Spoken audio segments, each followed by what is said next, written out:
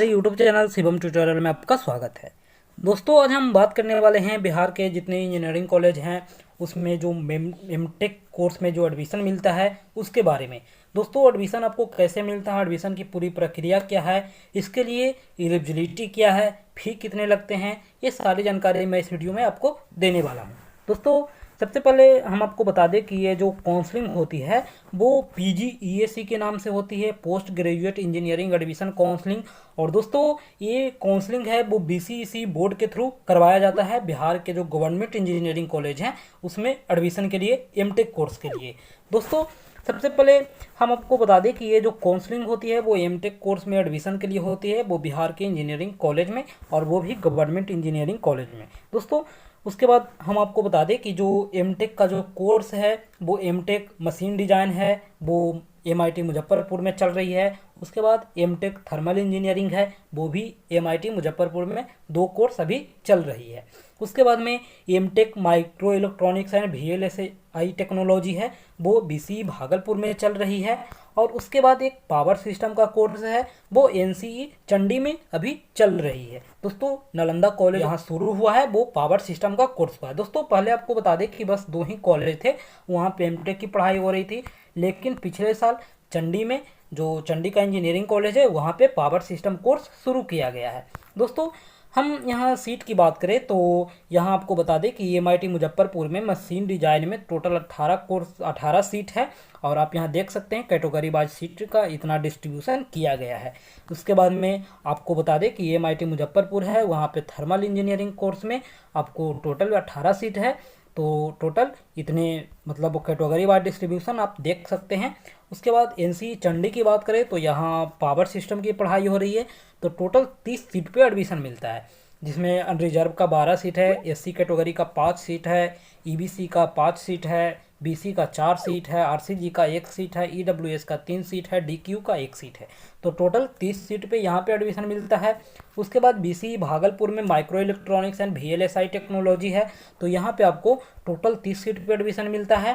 दोस्तों, तो ये टोटल 4 कोर्स है जहाँ पे एडमिशन मिल रही है अभी फ़िलहाल में। दोस्तों, लेकिन अभी जो बिहार के इंजीनियरिंग कॉलेज है वहाँ पे सारे इंजीनियरिंग कॉलेज में एमटेक की पढ़ाई शुरू करने की जो कोशिश है वो बिहार सरकार कर रही है। लेकिन आप देखिए यहाँ पे न्यूज़ में बताया गया है कि राज्य सरकार के सभी इंजीनियरिंग कॉलेज में एमटेक की पढ़ाई होगी। अभी सिर्फ 3 इंजीनियरिंग कॉलेज में एमटेक की पढ़ाई हो रही है। All India council for technical education से मान्यता लेकर चरणवार सभी कॉलेज में यह सुविधा बहाल करनी है, ताकि राज्य में ही अधिक से अधिक विद्यार्थी एमटेक की डिग्री प्राप्त कर सके। उसके बाद यहाँ बताया गया है कि मुख्यमंत्री नीतीश कुमार की अध्यक्षता में 15 फरवरी को समीक्षा बैठक हुई थी, जिसमें कॉलेज में एमटेक की पढ़ाई शुरू करने के विषय पर चर्चा हुई। मुख्यमंत्री ने तेजी से कार्रवाई करते हुए यह सुविधा बहाल करने का निर्देश दिया है। उसके बाद बताया गया है कि विभाग के संबंधित जो भी प्राचार्य हैं उनको इस बाबत पहल करने को कहा गया है। उसके बाद यहाँ बताया गया है पूर्व में कुछ अन्य कॉलेज में एमटेक की पढ़ाई करने के लिए all India council of technical education को प्रस्ताव भेजा गया था, उसमें सफलता नहीं मिली है। और इसमें जो पहले चरण में है वो दरभंगा, गया, छपरा, मोतिहारी आदि कॉलेज में एमटेक की पढ़ाई शुरू की जाएगी। तो अभी बहुत सारे कॉलेज में शुरू होने वाले हैं, क्योंकि सारे ब्रांच के लिए यहाँ एमटेक की पढ़ाई नहीं हो रही है, बस 2-3 ब्रांच के लिए ही यहाँ एमटेक की पढ़ाई अभी हो रही है। दोस्तों, उसके बाद एक और अभी न्यूज आई कि MIT में सिविल ब्रांच में एमटेक की पढ़ाई होगी, क्योंकि अभी MIT को हाल ही में एक NBA से जो मान्यता है वो मिल गया है। अब इनका जो डिग्री है वो विदेशों में वैल्यूएबल होगी, वो सिविल ब्रांच की डिग्री होगी। तो दोस्तों, यहाँ आप देखिए MIT मुजफ्फरपुर है, यहाँ पे सिविल ब्रांच में जियो टेक्निकल इंजीनियरिंग और ट्रांसपोर्टेशन इंजीनियरिंग से एमटेक की पढ़ाई शुरू होने वाली है। उसके बाद बताया गया है कि संस्थान के सिविल ब्रांच को NBA से मान्यता मिल गया है, नेशनल बोर्ड ऑफ एक्रीडेशन, यानी कि अब इसका जो सिविल ब्रांच का डिग्री होगा वो विदेश में इसकी मान्यता होगी। इसके बाद में आपको बताया गया है कि जैसे NBA का इनको मतलब मान्यता मिला है, तो सिविल ब्रांच का अब जो रास्ता है वो साफ हो गया है, अब यहाँ शुरू हो जाएगी। उसके बाद यहाँ बताया गया है कि MIT के टेक कोऑर्डिनेटर प्रोफेसर आशीष ने बताया कि सिविल के 2 प्रोग्राम में एमटेक की पढ़ाई शुरू करने का प्रस्ताव तैयार किया जा रहा है। उसके बाद बताया गया है कि गाइडलाइन का अध्ययन करने के बाद इससे पहले department of science and technology Bihar, वहाँ से मंजूरी मिलने के बाद all India council of technical education को भेजा जाएगा। उसके बाद में बताया गया है कि जियो टेक फाउंडेशन जैसे ब्रिज फाउंडेशन, बिल्डिंग फाउंडेशन, भूकंप आदि अन्य का तकनीकी अध्ययन किया जाता है। उसके बाद में दोनों में ही 15 से 17 सीट पे पढ़ाई शुरू करने की मंजूरी का प्रस्ताव दिया गया है, यानी 15 से 17 सीट पे एडमिशन के लिए यहाँ मतलब ये all India council of technical education को भेजा गया है, कितने पर मान्यता मिल जाए। उसके बाद ट्रांसपोर्टेशन इंजीनियरिंग के तहत सड़क, ट्रैफिक, हाईवे, एयरपोर्ट, रेलवे अन्य जो समेत है उन सारे का अध्ययन किया जाता है।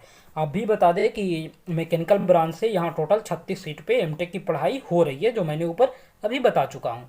दोस्तों आपको बता दें कि जो भी इसकी एलिजिबिलिटी है उसके बारे में बात करें तो अगर आप एमटेक करना चाह रहे हैं मशीन डिज़ाइन और थर्मल इंजीनियरिंग में, तो आपको इसके लिए all India council of technical education से मान्यता प्राप्त किसी भी कॉलेज से mechanical engineering, automobile engineering, production engineering, industrial engineering और मेट्रोनिक्स इंजीनियरिंग में आपका बीटेक या बीई पास होना चाहिए। वो मिनिमम 50% मार्क्स के साथ आप पास हैं और SC/ST वाले को 5% की छूट मिल रही है। वो अगर पास हैं तो आपको यहाँ एडमिशन मिल सकती है। उसके बाद में आपको micro electronics and VLSI technology में एडमिशन के लिए आप अप्लाई करते हैं तो आपको इलेक्ट्रॉनिक्स इंजीनियरिंग या फिर जो ECE ब्रांच होता है electronics and communication engineering, instrumentation engineering और मेट्रोनिक्स इंजीनियरिंग, तो ये सारे ब्रांच से अगर आप पास हैं बीटेक या बीई तो आपको यहाँ एडमिशन मिल सकती है। वो आप 50% कम से कम होना चाहिए। दोस्तों उसके बाद में आपको पावर सिस्टम में आप एडमिशन लेना चाह रहे हैं तो आप इलेक्ट्रिकल ब्रांच से या EE या EEE से बीटेक या बीई पास हैं तो आपको यहाँ एडमिशन मिल सकता है। दोस्तों इसके लिए हम नो एज लिमिट है, यानी कि अभी तक कोई इसके लिए एज लिमिट नहीं रखा गया है, अब कितना भी एज है तो आप अप्लाई कर सकते हैं। उसके बाद आपको बता दें कि अगर आप बिहार के निवासी हैं और आपके माता पिता कोई बिहार के कर्मचारी हैं यानी दूसरे स्टेट के रहने वाले हैं, लेकिन फिर भी माता पिता यहाँ जॉब करते हैं तो भी आप यहाँ अप्लाई कर सकते हैं, तो ही आपको एडमिशन मिलेगा। दोस्तों उसके बाद हम चयन के लिए जो नामांकन प्रक्रिया है उसके लिए हम बता दें कि जो नामांकन कैसे होता है, इसका चयन कैसे आपका होगा। तो एडमिशन के लिए जो काउंसलिंग है वो टोटल 2 फेज में होती है।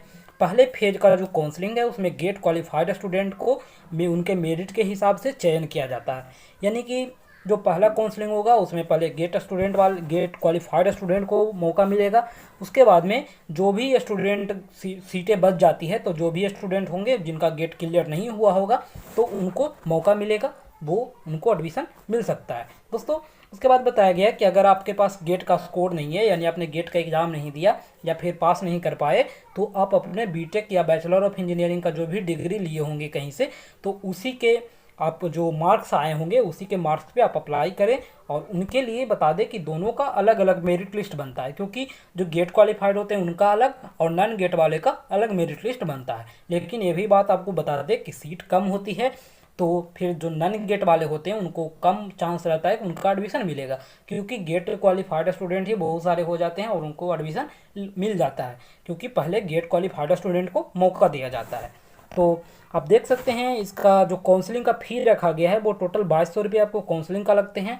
और जो कोर्स एडमिशन फ़ी है यानी कि ये आपको हर साल देने होंगे, यानी एक तरह से इसका कोर्स का फ़ी है वो 22,230 रुपये पर साल आपको देने होंगे। और इसका एडमिशन की प्रोसेस की बात करें तो एडमिशन में सबसे पहले आपको काउंसलिंग का रजिस्ट्रेशन करवाना होगा।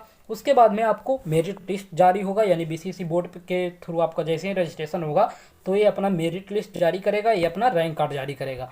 उसके बाद में आपको काउंसलिंग होगा और काउंसलिंग में आपको कॉलेज अलॉट होगा। कॉलेज अलॉट होने के बाद आपका डॉक्यूमेंट वेरिफिकेशन होगा और तब जा कर के एडमिशन फाइनल होगा। दोस्तों अब एक सबसे बड़ी सवाल यहाँ के बच्चों में उठती है उनके स्टाइपेंड के बारे में। अब उन्हें लगता है कि हाँ यहाँ भी एमटेक में स्टाइपेंड मिलता है या नहीं मिलता, लेकिन आपको बता दें कि पिछले 2 साल से यहाँ स्टाइपेंड मिल रहा है और शायद इस वर्ष सुनने में आया है कि एमटेक में स्टाइपेंड बंद कर दिया है। तो अगर सारे जगह बंद हो जाएगी तो यहाँ भी बंद हो जाएगी। दोस्तों वीडियो पसंद आए तो लाइक करें, अपने दोस्तों में शेयर करें। Thank you.